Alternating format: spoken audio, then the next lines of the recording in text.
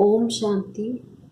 1 मई 2020 की मुरली है। बाबा ने कहा, मीठे बच्चे, अनेक देहधारियों से प्रीत निकाल एक विदेही बाप को याद करो तो तुम्हारे सब अंग शीतल हो जाएंगे।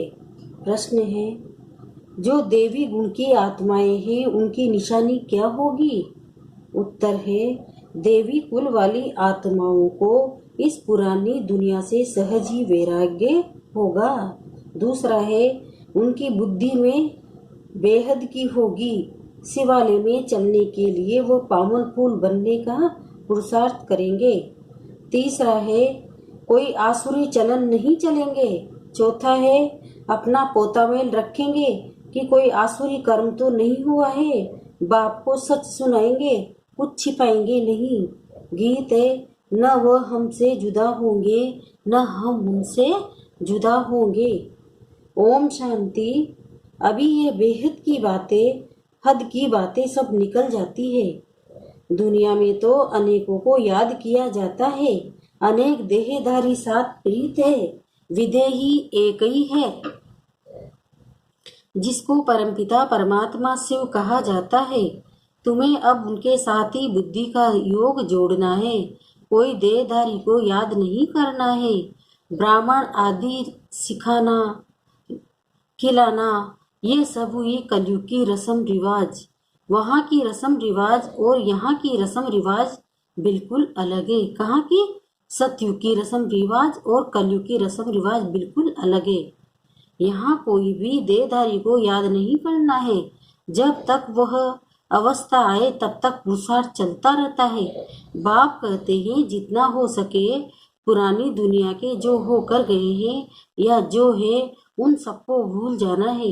सारा दिन बुद्धि में यही चले, किसको क्या समझाना है।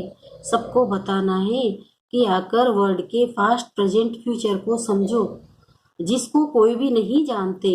पास्ट अर्थात कब से शुरू हुई, प्रेजेंट अब क्या है, शुरू हुई है सतयुग से। तो सतयुग से लेकर अभी तक और फ्यूचर क्या होना है, दुनिया बिल्कुल नहीं जानती। तुम बच्चे जानते हो, इसलिए चित्र आदि बनाते हो। ये है बड़ा बेहद का नाटक।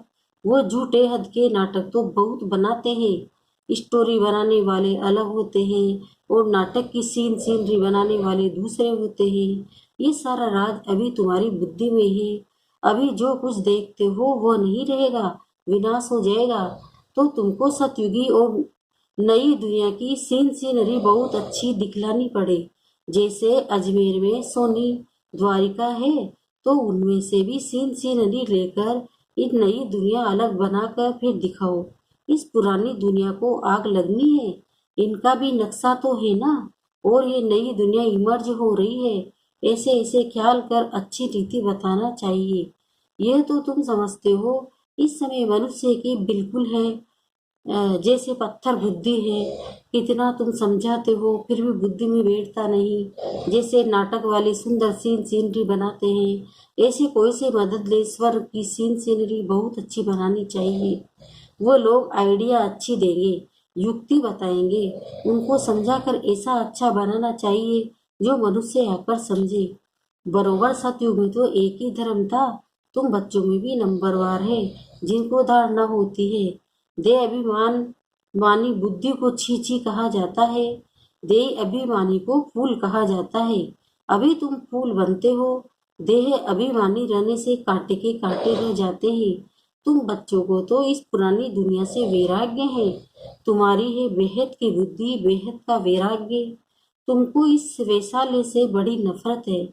अभी हम शिवालय जाने के लिए फूल बन रहे हैं। बनते बनते भी अगर कोई ऐसी खराब चलन चलते हैं तो समझा जाता है इनमें अभी भूत की प्रवेशता है। एक ही घर के पति हंस बन रहा है, पत्नी नहीं समझती है तो डिफिकल्टी होती है, सहन करना पड़ता है। समझा जाता है इनकी तकदीर में नहीं है। सब तो देवी कुल के बनने वाले नहीं है, जो बनने वाले होंगे वही बनेंगे। बहुतों की खराब चलन की रिपोर्ट्स आती है, ये आसुरी गुण है। इसलिए बाबा रोज समझाते हैं, अपना पोता बेल रात को देखो कि आज कोई भी आसुरी काम को हमने नहीं किया। बाबा कहते हैं, सारी आयु में जो भूल की है वो बताओ। कोई कड़ी भूल करते हैं तो फिर सर्जन को बताने में लज्जा आती है, क्योंकि इज्जत जाएगी ना, न बताने से फिर नुकसान हो जाए। माया ऐसी थप्पड़ मारती है जो एकदम सत्यानाश कर देती है। माया बड़ी जबरदस्त है। 5 विकारों पर जीत पा नहीं सकते तो बाप भी क्या करेंगे। बाप कहते हैं मैं रहम दिल भी हूँ तो कालों का काल भी हूँ। मुझे बुलाते ही है पतित पावन आकर पावन बनाओ। मेरा नाम तो दोनों है ना, कैसे रहम दिल हूँ फिर कांटों का काल हूँ, कालों का काल हूँ। वह पाट अभी बजा रहा हूँ। कांटों को फूल बनाते हैं तो तुम्हारी बुद्धि में वो खुशी है। अमरनाथ बाप कहते हैं तुम सब पार्वतियां हो। अभी तुम मामी का भी याद करो तो तुम अमरपुरी में चले जाएंगे और तुम्हारे पाप नाश हो जाएंगे। उस यात्रा करने से तुम्हारे पाप नाश तो होते नहीं। ये है भक्ति मार्ग की यात्राएं। बच्चों से ये प्रश्न भी पूछते हैं कि खर्चा कैसे चलता है, परंतु ऐसा कोई समाचार देते नहीं कि हमने ये रेस्पॉन्ड किया। इतने सब बच्चे ब्रह्मा की औलाद ब्राह्मण हैं तो हम ही अपने लिए खर्चा करेंगे ना। राज्य भी श्रीमत पर हम स्थापन कर रहे हैं अपने लिए। राज्य भी हम करेंगे। राजयोग हम सीखते हैं तो खर्चा भी हम करेंगे। शिव बाबा तो अविनाशी ज्ञान रत्नों का दान देते हैं जिससे हम राजाओं का राजा बनते हैं। बच्चे जो पढ़ेंगे वही खर्चा करेंगे ना। समझाना चाहिए हम अपना खर्चा करते हैं। हम कोई भीख व डोनेशन नहीं लेते हैं, परंतु बच्चे सिर्फ लिख देते हैं कि ये भी पूछते हैं कि इसलिए बाबा ने कहा था जो जो सारे दिन में सर्विस करते हैं वो शाम को पोतामेल बताना चाहिए, उसकी भी पीठ होनी चाहिए। बाकी आते तो ढेर हैं, वो सब प्रजा बनती है। ऊंच पद पाने वाले बहुत थोड़े हैं, राजाएं थोड़े होते हैं, साहूकार भी थोड़े बनते हैं, बाकी गरीब बहुत होते हैं। यहाँ भी ऐसे ही है तो देवी दुनिया में भी ऐसे ही होंगे। राजा स्थापन होती है उसमें नंबरवार सब चाहिए। बाप आकर राजयोग सिखलाए। आदि सनातन देवी देवता धर्म की स्थापना कराते हैं। देवी धर्म की राजधानी थी, अभी नहीं है। बाप कहते हैं मैं फिर स्थापना करता हूँ तो किसी को समझाने के लिए चित्र भी ऐसा चाहिए। बाबा की मुरली सुनेंगे करेंगे, दिन प्रतिदिन करेक्शन तो होती रहती है।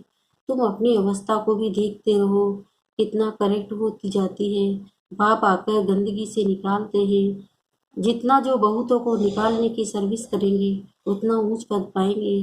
तुम बच्चों को तो एकदम सिर खंड होकर रहना चाहिए। सतयुग से भी वहाँ यहाँ बाप तुमको ऊंच बनाते हैं। बाप ईश्वर पढ़ाते हैं तो उनको अपनी पढ़ाई का जलवा दिखाना है, तब तो बाप भी कुर्बान जाएंगे। दिल में आना चाहिए बस अभी तो हम भारत को स्वर्ग बनाने का धंधा ही करेंगे। ये नौकरी आदि करना ये तो करते रहेंगे, पहले अपनी उन्नति का तो करें। है बहुत सहज, मनुष्य सब कुछ कर सकते हैं। ग्रस्त व्यवहार में रहते राजाई पद पाना है, इसलिए रोज अपना पोता मेल निकालो। सारे दिन का फायदा और नुकसान निकालो। पोता मेल नहीं निकालते हो तो सुधारना बड़ा मुश्किल है। बाप का कहना मानते नहीं। रोज देखना चाहिए किसको हमने दुख तो नहीं दिया है। पद बहुत ऊंचा है, अथाह कमाई है, नहीं तो फिर रोना पड़ेगा। रेस होती है ना, कोई तो लाखों रुपया कमा लेते हैं, कोई तो कंगाल के कंगाल रह जाते हैं। अभी तुम्हारी ये ईश्वरीय रेस, इसमें कोई दौड़ी आदि नहीं लगानी है। सिर्फ बुद्धि से प्यारे बाबा को याद करना है। कुछ भी भूल हो तो झट सुनाना चाहिए, बाबा हमसे ये भूल हुई, कर्म इंद्रों से ये भूल की है। बाप कहते हैं रोंग राइट तो सोचने की बुद्धि मिली है तो अब रोंग काम नहीं करना है। रोंग काम कर दिया तो बाबा तोबा तोबा क्षमा करना, क्योंकि बाप अभी यहाँ बैठे हैं सुनने के लिए। कोई भी बात हो जाए तो बाबा से क्षमा मांग लो, क्योंकि बाबा हमारे सम्मुख है। जो भी बुरा काम हो जाए तो फौरन बताओ, वह लिखो बाबा ये बुरा काम हुआ है तो तुम्हारा आधा माफ हो जाएगा। ऐसे नहीं कि मैं कृपा करूंगा, क्षमा व कृपा पाई पैसे की भी नहीं होगी। सबको अपने को सुधारना है। बाप की याद से विकर्म विनाश होंगे। पास्ट का भी योग बल से काटता कटता जाएगा। बाप का बनकर भी बाप की निंदा नहीं कराओ। सतगुरु के निंदक ठोर न पाए। ठोर तुमको मिलती है बहुत ऊंची। दूसरे गुरुओं के पास कोई राजे की ठोर थोड़ी है। यहाँ तुम्हारी एम ऑब्जेक्ट है। भक्ति मार्ग में कोई एम ऑब्जेक्ट होती नहीं, अगर होती भी है तो अल्पकाल के लिए। कहाँ 21 जन्म का सुख, कहाँ पाई पैसे का थोड़ा सुख। ऐसे नहीं धन से सुख होता है, दुख भी कितना होता है। अच्छा समझो, कोई ने हॉस्पिटल बनाए तो दूसरे जन्म में रोग कम होगा। ऐसे तो नहीं पढ़ाई जास्ती मिलेगी, धन भी जास्ती मिलेगा। उसके लिए तो फिर सब कुछ करो। कोई धर्मशाला बनाते हैं तो दूसरे जन्म में महल मिलेगा। ऐसे नहीं कि तंदुरुस्त रहेंगे, नहीं तो बाप कितनी बातें समझाते हैं। कोई तो अच्छी रीति समझ कर समझाते हैं, कोई तो समझते ही नहीं। तो रोज पोतामेल निकालो, आज क्या पाप किया, इस बात में फेल हुआ या राय देंगे तो ऐसा काम नहीं करना चाहिए। तुम जानते हो, हम तो अब स्वर्ग में जाते हैं, बच्चों को खुशी का पारा नहीं चढ़ता है। बाबा को कितनी खुशी है, बूढ़ा हूँ, ये शरीर छोड़कर हम प्रिंस बनने वाला हूँ। तुम भी पढ़ते हो तो खुशी का पारा चढ़ना चाहिए, परंतु बाप को याद ही नहीं करते हैं। बाप कितना सहज समझाते हैं, वो अंग्रेजी आदि पढ़ने में माथा कितना खराब होता है, बहुत डिफिकल्टी होती है। ये तो बहुत सहज है, इस रूहानी पढ़ाई से तुम शीतल बन जाते हो। इसमें तो सिर्फ बाप को याद करते रहो तो एकदम शीतल अंग हो जाएंगे। शरीर तो तुमको है ना, शिव बाबा को तो शरीर नहीं है, अंगे श्री कृष्ण को। उनके अंग तो शीतल है, इसलिए उनका नाम रख दिया है। अब उनका संग कैसे हो, वो तो होता ही है सतयुग में। उसके लिए भी ऐसे शीतल अंग किसने बनाए, ये तुम अभी समझते हो। कैसे बने कृष्ण के शीतल अंग? वो भी बाबा को याद करने से और पढ़ाई पढ़ने से। तो अब तुमको पढ़ना, बच्चों को भी इतनी धारणा करनी चाहिए। लड़ना झगड़ना बिल्कुल नहीं है, सच बोलना है। झूठ बोलने से सत्यानाश हो जाती है। बाप तुम बच्चों को ऑलराउंडर सब बातें समझाते हैं।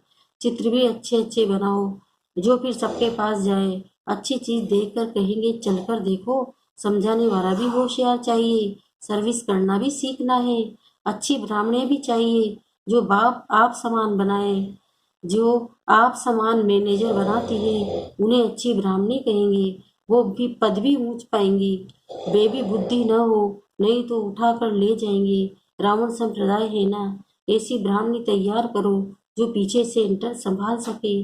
अच्छा, मीठे मीठे सिकिल दे बच्चों प्रति मात पिता बाप दादा का याद प्यार और गुड मॉर्निंग। रूहानी बाप की रूहानी बच्चों को नमस्ते।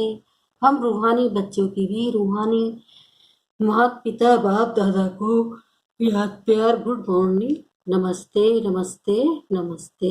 धारणा के लिए मुख्य सार है, पहला है बाप को अपनी पढ़ाई का जलवा दिखाना है। भारत को स्वर्ग बनाने के धंधे में लग जाना है। अब पहले अपनी उन्नति का ख्याल करना है, सिर खंड होकर रहना है, मतलब बहुत मीठा रहना है। दूसरा है कोई भूल हो तो बाप से क्षमा लेकर स्वयं ही स्वयं को सुधारना है। बाप कृपा नहीं करते हैं, बाप की याद से विकर्म काटने हैं। निंदा कराने वाला कोई कर्म नहीं करना है। वरदान अपनी पावरफुल स्टेज द्वारा सर्व की शुभकामनाओं को पूर्ण करने वाले महाधनी भव। अब इसका विस्तार बता रहे बाबा। पीछे आने वाली आत्माएं थोड़े में ही राजी होगी, क्योंकि उनका पार्ट ही कणा दाना लेने का है। तो ऐसी आत्माओं को उनकी भावनाओं का फल प्राप्त हो, कोई भी वंचित न रहे। इसके लिए अभी से अपने को सर्व शक्तियां जमा करो। अब आप अपनी संपूर्ण पावरफुल महादानी स्टेज पर स्थित होंगे तो किसी भी आत्मा को अपने सहयोग से महादान देने के कर्तव्य के आधार से शुभ भावना का स्विच ऑन करने से ही नजर से निहाल कर देंगे। स्लोगन है सदा ईश्वरीय मर्यादा पर चलते रहो तो मर्यादा पुरुषोत्तम बन जाएंगे। ओम शांति।